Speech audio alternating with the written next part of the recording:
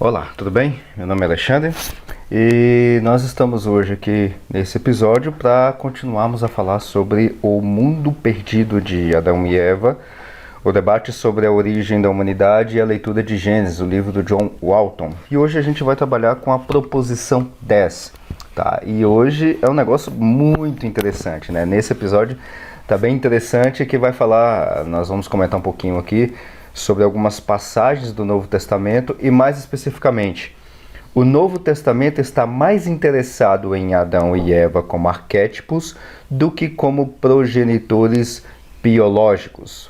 E vai ser essa temática que nós vamos trabalhar nesse episódio hoje, tá? Apenas fazendo uma recapitulação em poucas palavras, até agora, até a proposição 9, né? A gente trabalhou com a proposição 9 no episódio anterior. A ideia do Walton aqui, analisando o texto bíblico de Gênesis capítulo 2 e outras correlações, que vai até o capítulo 5, mais ou menos, de Gênesis, de forma bastante geral, a expressão Adão, que nós traduzimos como Adão, em algumas passagens, e não todas, tem, vamos dizer assim, significados diversos, dependendo do contexto, dependendo da passagem que está sendo analisada. De forma geral, como o Walton coloca, as passagens elas vão tratar Adão, aí já fazendo a tradução mesmo, Adão, como um arquétipo ou como uma representação, como a gente fala dentro da teologia reformada, né, como uma representação federal de toda a humanidade. Ou seja, Adão, e aqui incluindo Eva também, são os representantes de toda a humanidade.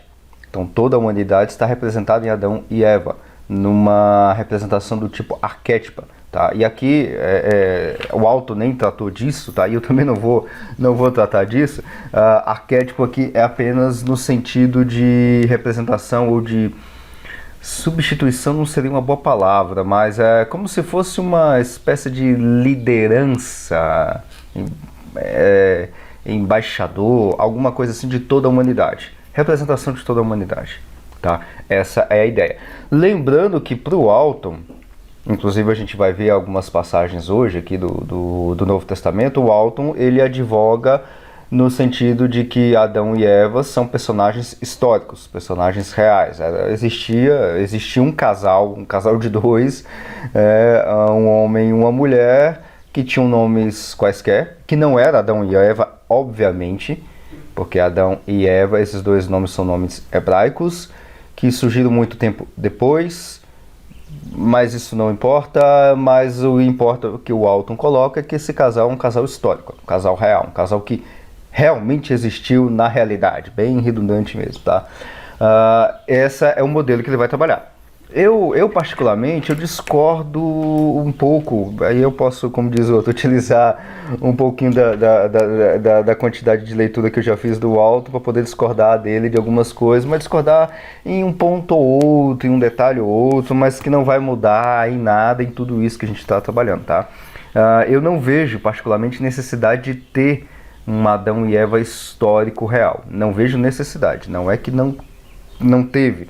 Eu ainda não tenho uma, vamos dizer assim, eu não tenho opinião formada sobre tudo e eu também não tenho uma opinião formada ainda sobre esse detalhe de uma forma completa. Eu decaio um pouco, claro, por influência do próprio Walton, que realmente existia um Adão e Eva, só que talvez com uma característica um pouco mais geral, não no sentido de só apenas um casal que existiu lá em qualquer lugar, mas um casal que tinha algum tipo de liderança ou governo, alguma coisa na sua região, na sua tribo, na sua cidade, algum lugar que eles moravam. Tá? Eu sou meio inclinado para isso, mas eu ainda tenho algumas questões a se resolver, alguns detalhes para se resolver.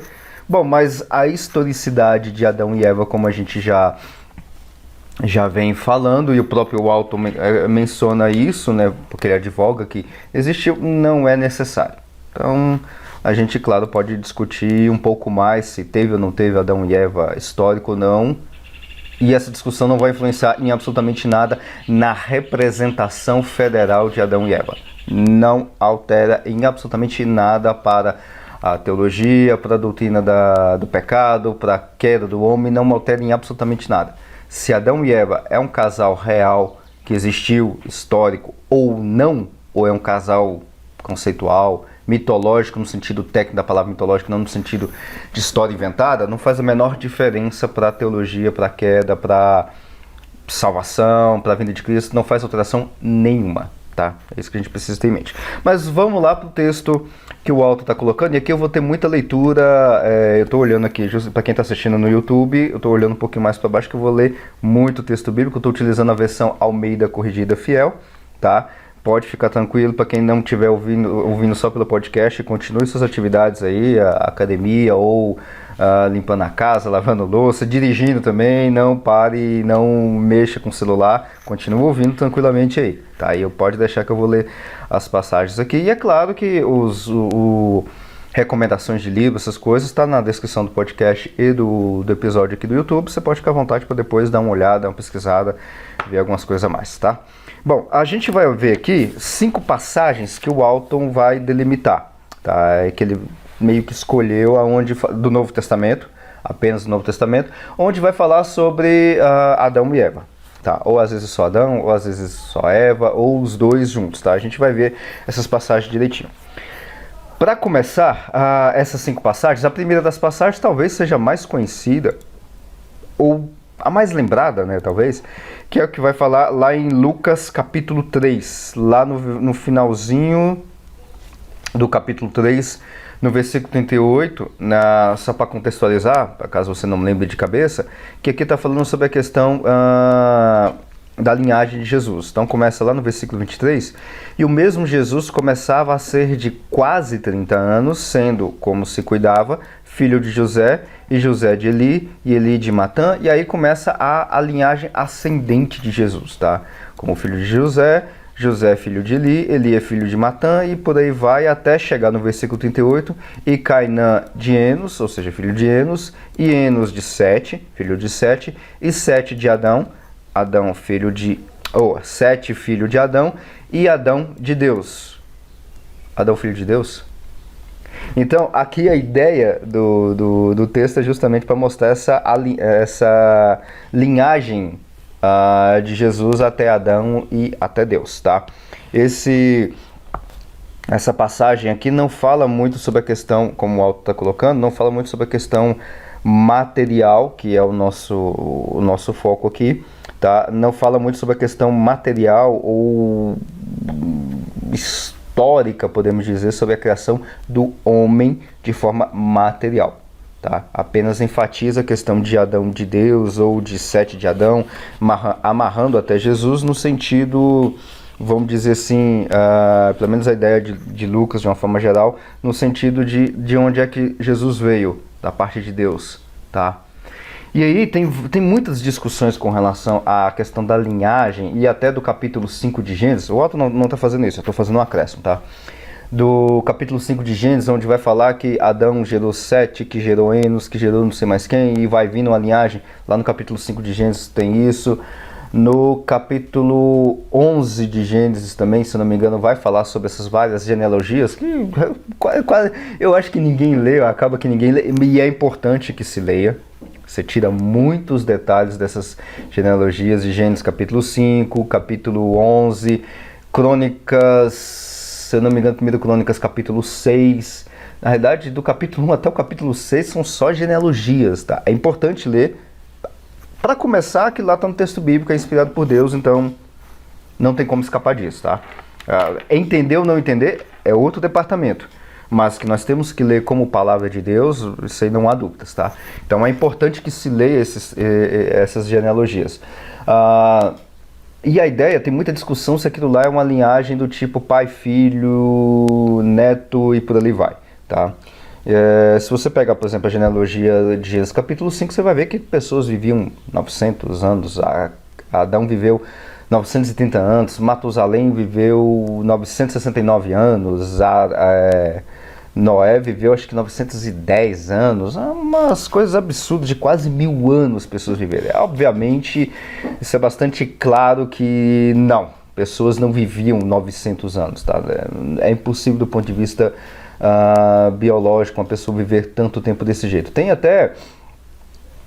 rolou, apenas um parênteses aí, eu vi uma história uma vez, uma história, eu não sei se é verídica, eu não consegui levantar documento para isso, e deve ser até difícil de levantar documento disso, de um colega que tinha me mandado. Eu dei uma pesquisada na internet, tudo. Se tá na internet é verdadeiro, né?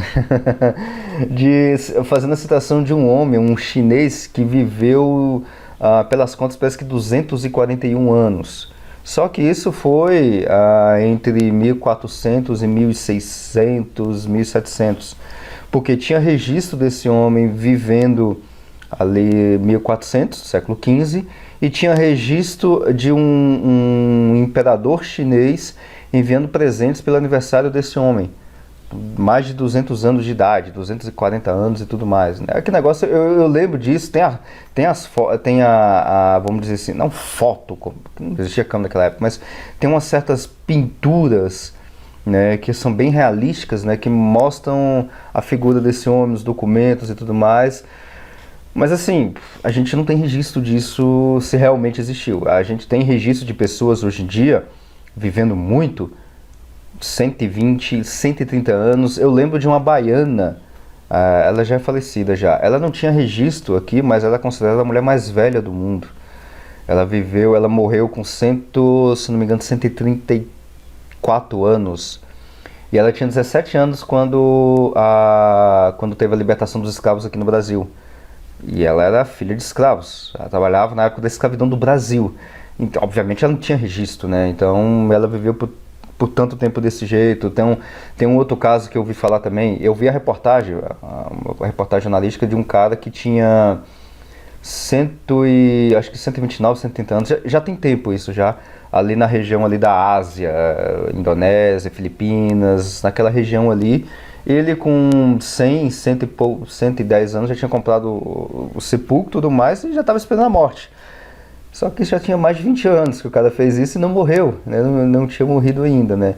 Então aí se você pesquisar na internet, tem recordes de pessoas. Tem uma francesa mesmo que era considerada a mulher mais velha do mundo até uns anos atrás, 112 anos, homens com 110, 115 anos e só. Arredondando as contas para cima, vamos considerar que esse chinês seja realmente o cara que viveu mais, a gente não tem registro, mas vamos arredondar para cima, 200 anos. A pessoa viver 200 anos, 900 não vai. Tá, beleza, eu fiz esse rodeio todo, essa conversa toda para dizer que o texto de Gênesis e outros que vão falar de pessoas vivendo tanto tempo desse jeito, não é um texto realístico no sentido de fatos históricos ou de que um pai gerou um filho e tudo mais, e aí você tem uma quantidade de anos todas das pessoas vivendo. Não é. Qual que é a explicação disso? Aí a gente vai ter que procurar, mas tem alguns indícios. Tem, por exemplo, uma estela que foi encontrada na região da Síria, se não me engano. Eu vou colocar depois o link do canal do YouTube do Ibark, que vai falar justamente sobre essa descoberta. Eles fizeram um videozinho de coisa de 5 minutos. Eu vou deixar aqui nos comentários o link para depois você assistir. Estela é um pedaço uma tábua de pedra bem grande, e lá tinha um registro dos nomes dos reis sumérios, se não me engano, era dos sumérios.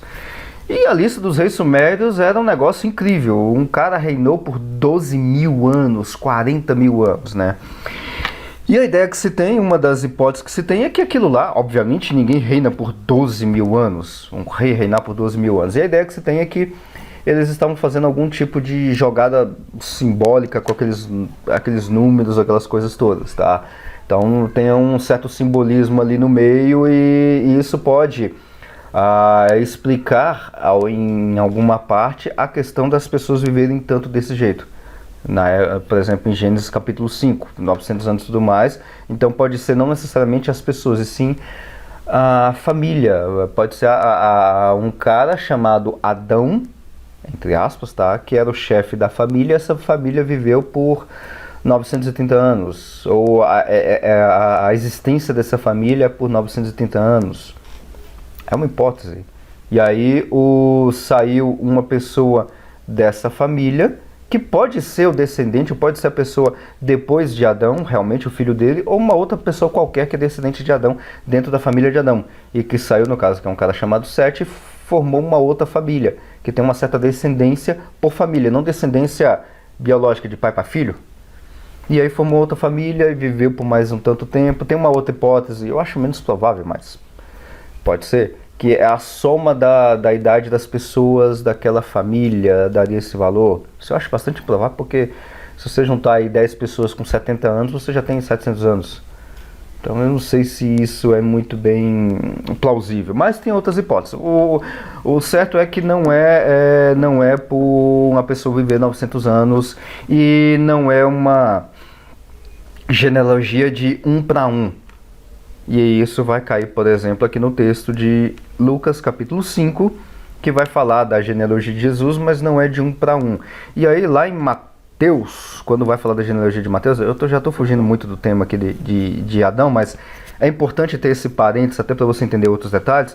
Lá na genealogia de Mateus vai ter falando lá sobre a genealogia de Jesus e tudo mais, que Mateus também vai relatar. Mateus capítulo 1, isso, Mateus capítulo 1. Se você fazer a contagem, fica aí como exercício de Mateus capítulo 1, conta as gerações. Aliás, no próprio texto já tem a resposta, tá? Mateus capítulo 1, versículo 17. De todas as gerações, desde de Abraão até Davi, são 14 gerações. E desde Davi até a deportação para a Babilônia, 14 gerações. E desde a deportação para a Babilônia até Cristo, 14 gerações. Olha que interessante. Assim, deu certinho 14. Deu 14 e fechou a conta e pronto. Não, não é. É claro que tem uma questão simbólica aqui com relação ao número 14, que é um múltiplo de 2, que é múltiplo de 7, tá? Que você tem 3 gerações de 14. Então tem uma questão simbólica. Não é numerologia, não é adivinhação, tá? Não misture as coisas. São coisas diferentes. Mas tem uma questão simbólica aí com relação à questão dos números, tá? E também está em voga ou está em processo dentro também de Cristo e agora amarrando com Adão também.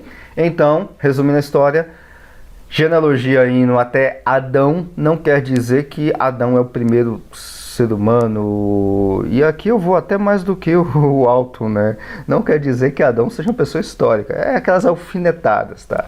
Então, mas é igual eu vou dar algumas alfinetadas aqui na interpretação do Alton, dizendo que Adão e Eva são um casal histórico, apenas para dar uma pitada a mais dentro dessa discussão se Adão e Eva é histórico ou não, mas é uma discussão à parte, não é relevante para a ideia de arquétipo ou de representação federal, tá? Esse é o ponto. Segunda passagem que eu quero ver com você, que está lá em Romanos capítulo 5, o tradicional texto de Romanos, capítulo 5, versículo 12, versículo 16 e versículo 17. Tem um versículo 14, eu vou ler aqui para você. Vamos ver aqui a partir do versículo 12, e aí eu vou dar uma resumida geral no que o Walton trabalhou com esse texto aqui, tá? Portanto, como por um homem entrou o pecado no mundo, e pelo pecado a morte, assim também a morte passou a todos os homens, por isso que todos pecaram. Versículo 14 de Romanos 5. No entanto, a morte reinou desde Adão até Moisés, até aqueles que não tinham pecado à semelhança da transgressão de Adão, o qual é a figura daquele que havia de vir. Versículo 16. E não foi assim o dom como a ofensa, por um só que pecou. Porque o juízo veio de uma só ofensa, na verdade, para a condenação, mas o dom gratuito veio de muitas ofensas para a justificação. Versículo 17.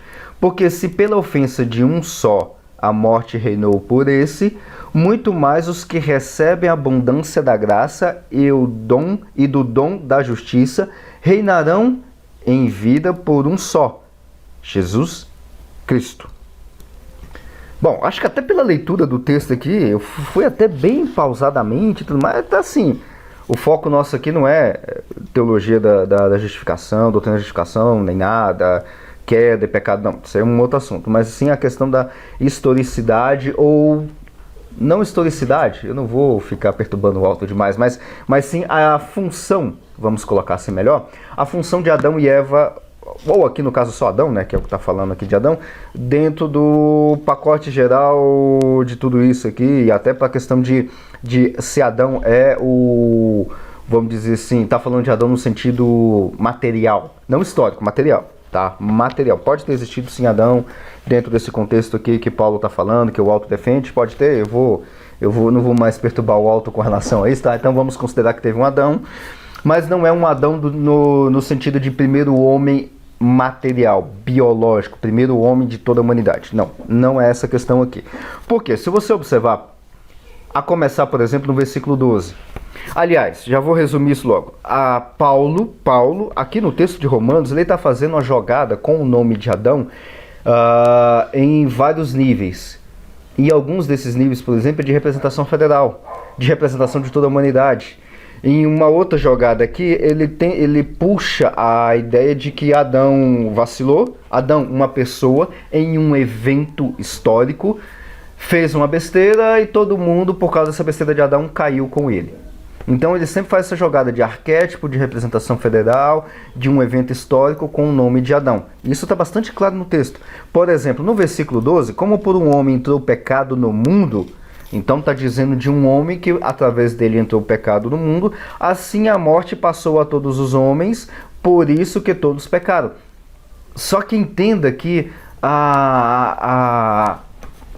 o pecado não é alguma coisa do tipo transmissão hereditária.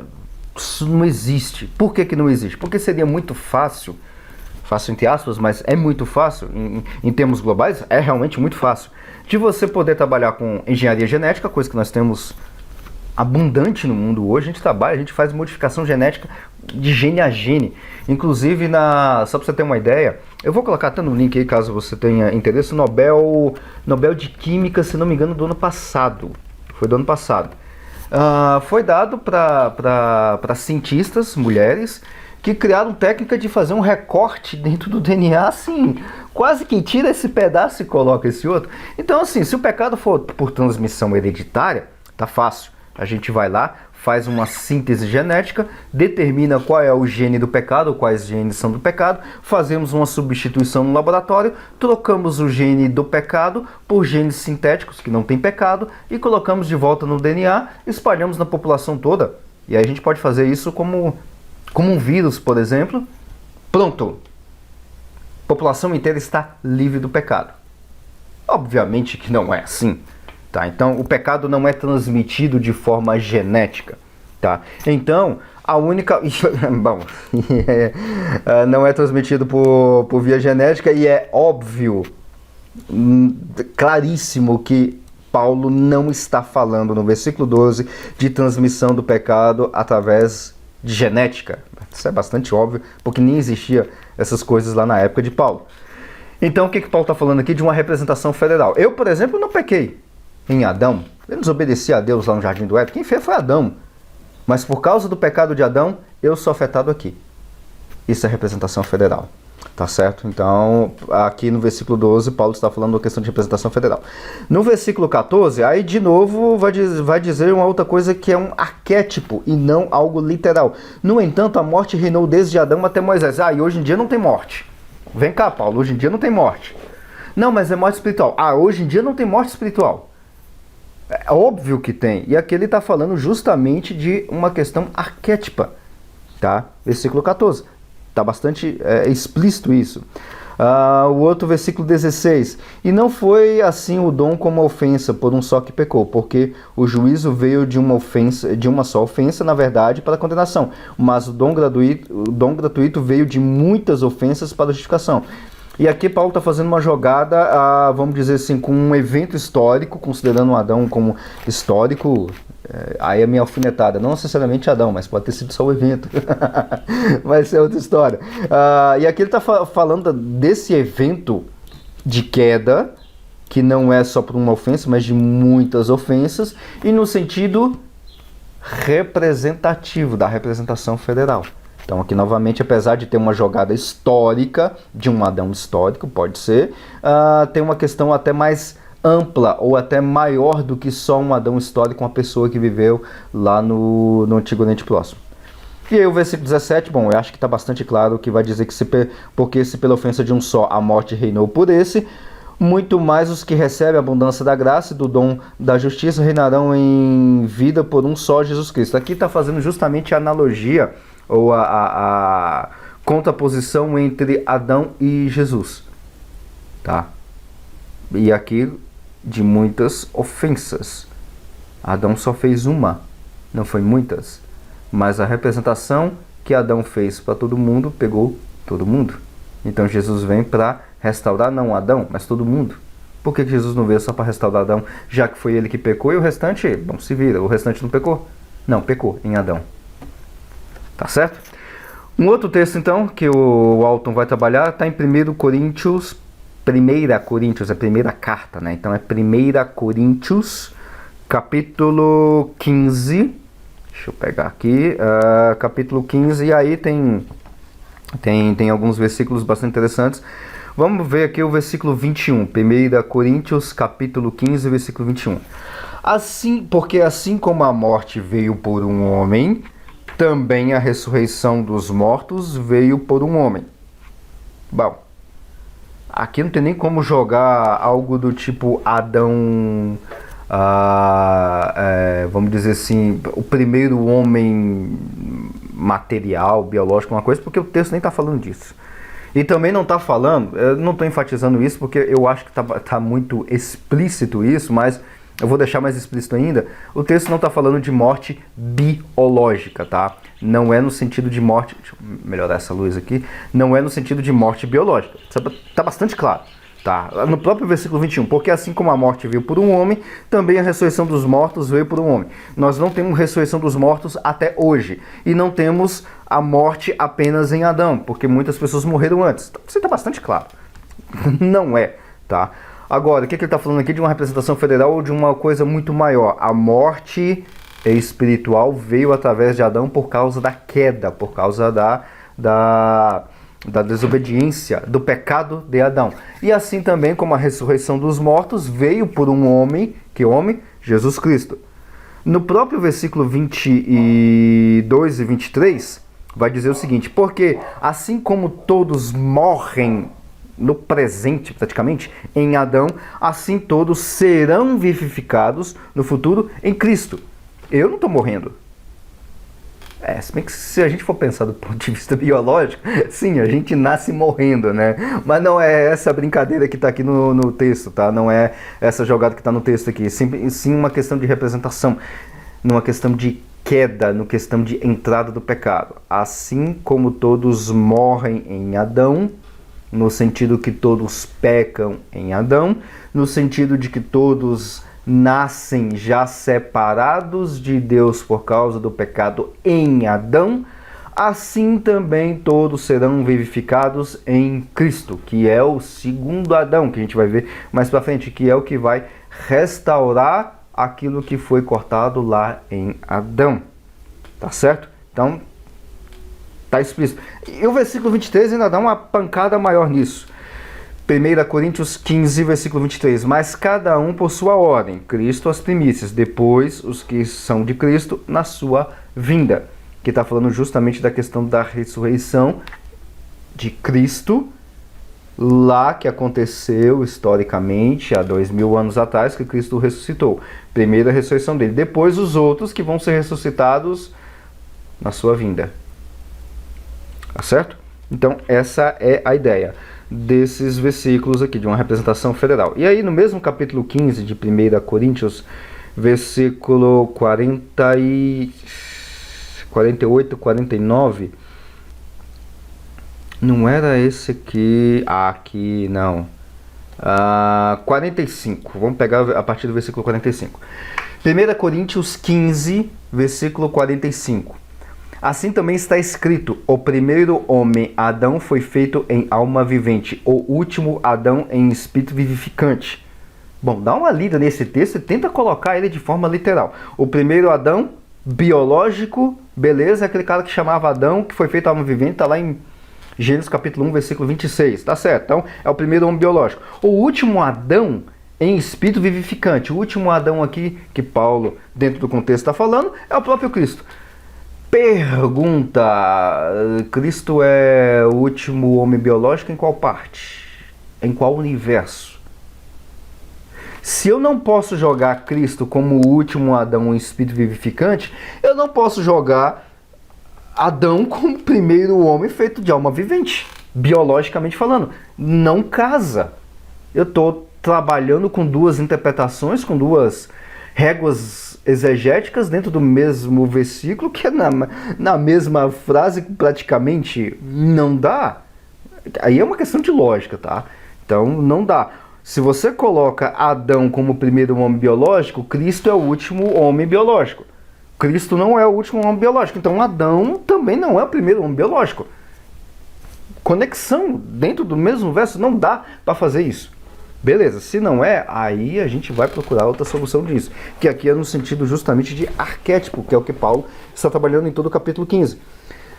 Aliás, o versículo 46 já vai responder isso, né? Mas não é o primeiro espiritual, senão o natural, depois o espiritual. E aqui natural não é no sentido de primeiro biológico, e sim no sentido de que todo mundo se deu mal na queda, a natureza inteira. Tá? O próprio versículo 26 vai dizer isso. O versículo 47, o primeiro homem da terra é terreno. O segundo homem, o Senhor, é do céu. Novamente, se você jogar isso aqui como literal, vai dar errado. O primeiro homem, Adão, beleza, o biológico. O segundo homem é Adão? Não. É Eva. Não é Cristo. Então, não tente jogar como primeiro, depois, o primeiro, o segundo, como sequência biológica. Não dá certo. Não funciona. E no versículo 48, qual o terreno, tais também os terrestres. E qual o celestial, tais também os celestiais.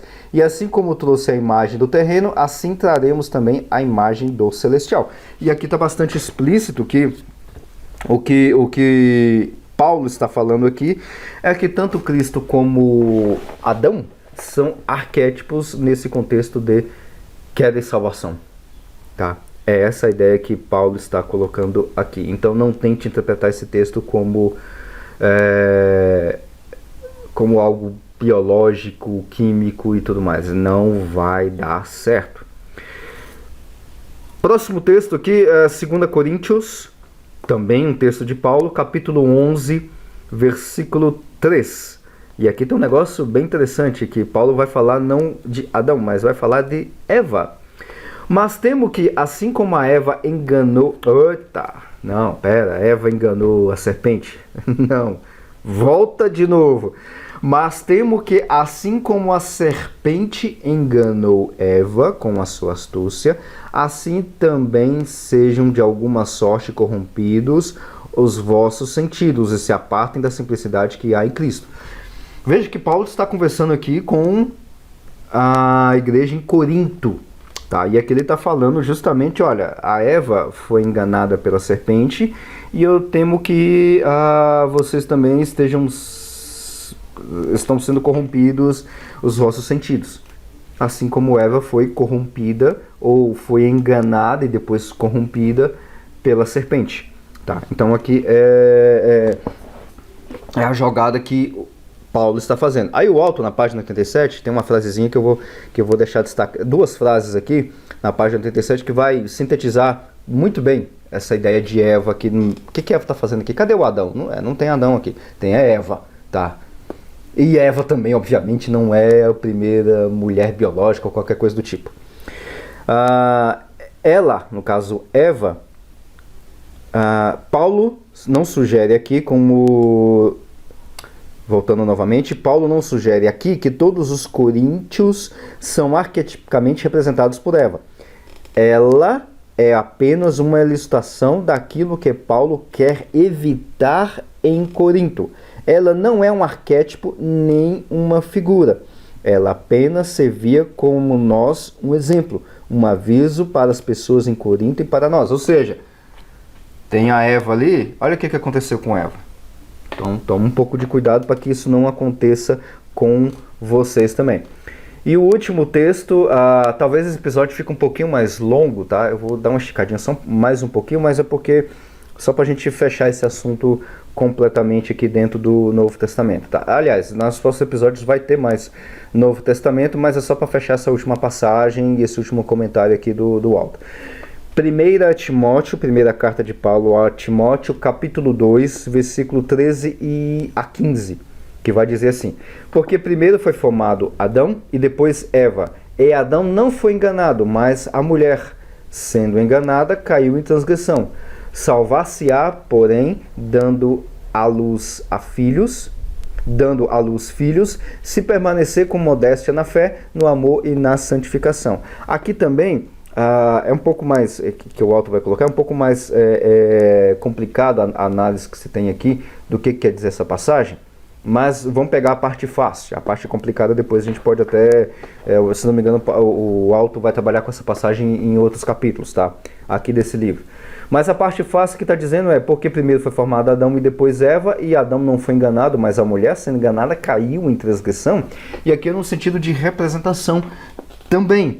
Porque quem caiu primeiro foi a mulher, depois foi Adão. E aí depois a humanidade inteira. E aqui foi o formato e tudo mais, não é a criação no sentido, como a gente já viu, criação material. Não é isso que o texto quer dizer, mas sim dentro de uma outra, de um outro contexto aqui que Paulo está escrevendo para Timóteo, está falando como é que é o funcionamento da igreja e tudo mais, lá da igreja de Éfeso, como é que é a aplicação das mulheres lá na igreja de Éfeso e tudo mais, ou seja, numa ideia um pouco mais de figura das mulheres em Eva, na criação de Eva, mas não na criação material, sim na criação arquetípica. Essa é a ideia. Bom, resumindo então, que o Walton vai puxar os usos de Adão e Eva, por exemplo, de uma forma geral nas suas cartas, e também quanto a Éfeso, né, no caso dessa primeira carta de Paulo a Timóteo, tem três opções: um arquétipo, ou seja, numa questão arquetípica, ontológica e ilustrativa, tá? Principalmente, foca aqui, para ficar mais fácil, foca aqui a ideia na primeira carta de Paulo a Timóteo, na igreja lá em Éfeso, quando Paulo está falando com as mulheres na igreja em Éfeso, tá? Pode ser um arquétipo, tá? Tem aqui, na ideia do Alto, eu perdi a frase aqui. Não há nada na passagem, no pensamento paulino ou em uma análise lógica que sugira essa opção, ou seja, uma opção de arquétipo, tá? De representação de todas as mulheres. Tá? Então, aqui no caso de 1 Timóteo. Então, parece que não é meio que essa ideia arquétipa. Arquétipo aqui no sentido não de representação da queda, porque isso aí realmente aconteceu, mas aqui na aplicação, que é o que o Alton está fazendo aqui, está tentando ver o que esse texto quer dizer para a igreja em Éfeso. Uma coisa bem pontual. Então, arquétipo não é. Arquétipo vai funcionar com Adão e Eva na questão da queda, mas não aqui dentro do contexto. Você pegar o contexto do capítulo 2, que está falando sobre, você pegar um pouquinho antes, versículo 11, a mulher aprende em silêncio e tudo mais, que não tem nada de machismo, tá? Nem tente pensar em feminismo ou essas outras bobagens, não tem nada a ver essas coisas aqui, tá? Então Paulo está justamente trabalhando com essa ideia da mulher aqui na igreja. Bom, arquétipo não é. É ontológico. Ontológico, aqui o Alto vai colocar, olha, se Paulo está fazendo isso, então ele está sugerindo que o homem por sua natureza é o primeiro e que a mulher por sua natureza é enganável. Ou seja, se for por uma questão ontológica, bom, a mulher que faz besteira e o homem vai atrás da mulher. Não é isso também que é o que Paulo está falando aqui no texto de 1 Timóteo. Né? Apesar de que tem algumas, o Alto diz que tem algumas pessoas que colocam nisso, a mulher caiu e ela engana o homem, ou seja, numa questão ontológica do que Paulo está falando aqui, mas não é isso, ele acha que não é isso, eu também acho que também não seja isso. E a terceira opção, que parece que é bem mais óbvio, é que a terceira opção, a de que Paulo está utilizando Adão e Eva, e aqui nem cita de uma forma, vamos dizer assim, Adão no exemplo para as mulheres, e sim Eva, como ilustrações para os Efésios. Se adequa bem à passagem e realiza os objetivos de Paulo, que é justamente de falar de uma forma ilustrativa para a igreja de Éfeso. Tá? Então aqui já tem um pouquinho mais de explicação dentro do próprio contexto. Fechando então, para a gente fechar esse episódio, eu queria ler aqui no final da página 88, está bastante resumindo essa ideia de Adão e Eva dentro dessas passagens, principalmente de Lucas e outras passagens de Paulo. Quando vai falar de Adão e Eva, sempre tem algum componente, pode ter algum componente histórico, sim. Quando Paulo está falando, pode ter. Eu digo pode ter porque eu particularmente não vejo, mas não tem problema, isso é uma outra discussão. Não vejo necessidade, tá? Não vejo necessidade. E sim uma questão de representação federal, questão arquétipo ou alguma coisa do tipo ilustrativa, que é principalmente o caso de 2 Timóteo e é o caso também lá de 2 Coríntios 11, tá? Então, resumindo a história, consequentemente, vemos que o tratamento de Adão e Eva como arquétipo em Gênesis não corre contra o fluxo do uso canônico, teológico e literário mais amplo. O uso arquetípico vamos lá de novo, o uso arquetípico é apoiado no contexto de Gênesis, como a gente já trabalhou, no contexto do Antigo Oriente Próximo, que a gente trabalhou inclusive no episódio anterior com outros documentos literários do Antigo Oriente Próximo, e no cano das Escrituras. A gente viu lá Antigo, tá vendo no Novo Testamento, tá vendo em outros lugares também. Ao mesmo tempo, não são os relatos de criação que são tratados arquetipicamente no Novo Testamento. Não está falando de criação do homem que vai ter algum tipo de impacto arquétipo ou arquetípico no Novo Testamento. Não. São os relatos da queda. 2 Timóteo justamente está falando que foi a mulher que foi enganada que foi enganada, depois Adão, então tem um relato de queda. 2 Coríntios também foi do mesmo jeito. Adão que caiu, a morte entrou, reinou, depois veio Cristo, é tudo relato da queda. Não é relato de criação e obviamente não é relato de criação material. O texto bíblico não fala de criação material de Adão e Eva. Não fala, não diz que eles foram criados, seja lá como você quiser pensar, como os primeiros homens biológicos. Eles podem ser primeiros homens em um bocado de coisas que a gente pode imaginar. Por exemplo, o primeiro que caiu, o primeiro que pecou, representação federal, e isso realmente aconteceu, mas não é o primeiro casal biológico e que deu origem a toda a humanidade. Não. Mas se você quiser pensar dessa forma, ler o texto de uma forma literal, ao pé da letra, o texto de Gênesis e esse texto do Novo Testamento, você é livre para fazer o que você quiser e é claro que vai vir os problemas, as críticas e tudo mais. Aí você também tem que assumir justamente esses problemas, essas críticas, tá certo? Bom, espero que você tenha gostado e no próximo episódio a gente vai retornar aí com mais algumas ideias, principalmente do Novo Testamento, falando sobre Adão e Eva e tudo mais. Até mais!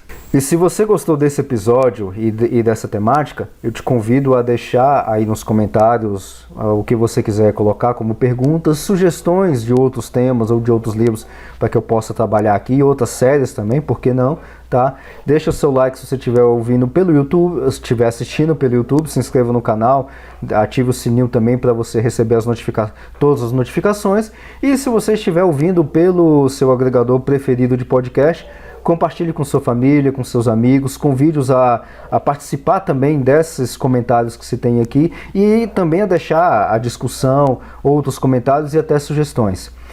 Até a próxima!